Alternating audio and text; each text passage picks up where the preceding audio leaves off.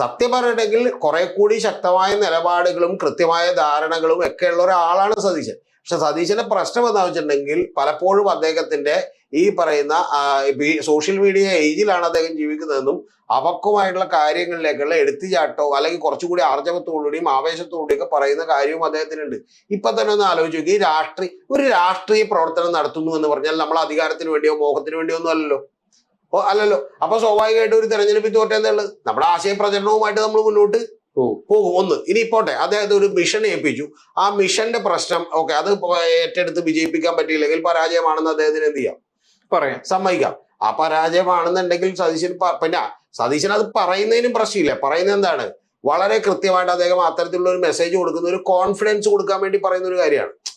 വാണികൾക്ക് മുഴുവൻ ഒരു കോൺഫിഡൻസ് കൊടുക്കാൻ വേണ്ടിയിട്ടാണ്. ഈ കോൺഫിഡൻസ് കൊടുക്കാൻ വേണ്ടി ഇത് ഇങ്ങനെ തന്നെ പറയണമെന്ന് നിർബന്ധം ഇല്ല. അവിടെയാണ് അതിന്റെ പ്രശ്നം.